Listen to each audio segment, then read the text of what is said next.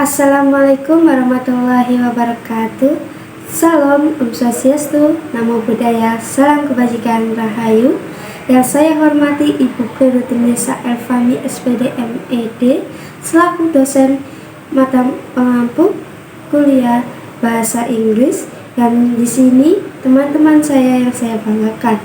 Di sini saya akan menyampaikan pidato saya terkait dengan tindakan perundungan yang ada di tingkat pendidikan tinggi.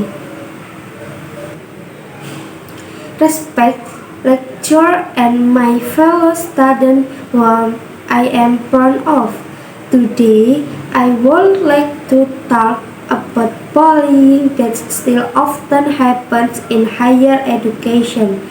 Many people think bullying only happens in elementary or high school. They assume that university students are already adults, mature enough to think visually, and therefore unlikely to mock or humiliate others. However, the reality is different. Bullying still exists on campus, but sometimes it appears in more subtle and less obvious forms. In higher education, bullying can take many forms. Some are direct, such as insulting someone, physical appearance, economic background, ethnicity, religion, or academic ability. Others are indirect, like excluding someone from a group, spreading gossip, or belting someone's opinion during class discussion.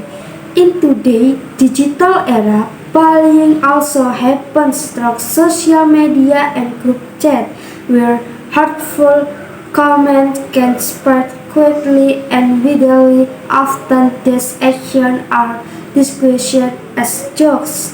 The person who bullies might say it's just a joke, but not every joke feels funny to everyone. When one person respectively becomes the target of teasing, especially about something personal, it's no longer a joke. It becomes mental pressure. Words might not leave physical scars, but they can leave deep emotional wounds. Imagine a new student who is trying to adjust to campus life. They might come from a different region and speak with a unique accent. If their accent is loud at every day, or they are given humiliating nicknames, over time they might lose confidence. They might become afraid to speak in class, afraid of making mistakes, and afraid of being laughed at again. This will certainly affect their learning process. The impact of bullying should not be underestimated.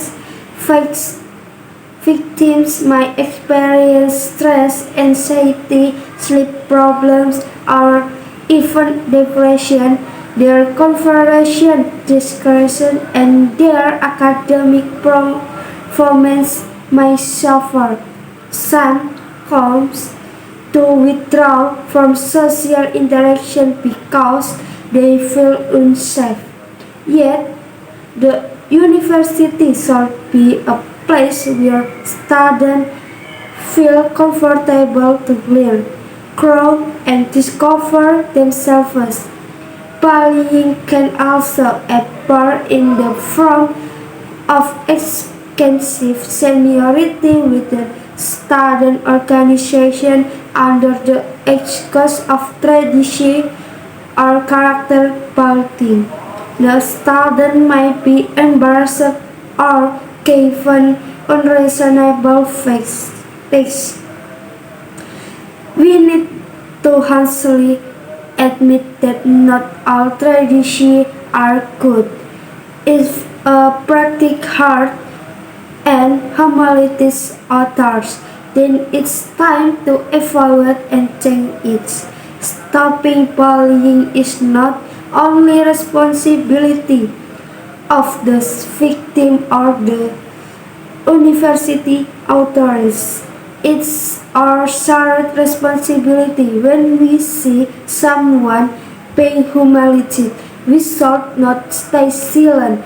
Silence often makes the bully feel that their behavior is unacceptable. We can start with simple action such as speaking up politically or supporting that friends who is being targeted. We also need to quality empathy to imagine being in the position of someone who is bullied. How would it feel to come to campus every day with fear? How would it feel to not be accepted in your own environment? When we understand the feeling of others, we become more careful in our words and action. As university students, we are future leaders. Our character is being shaped during these years. If we kids yet to be think others know that attitude may follow us into our professional and social lives.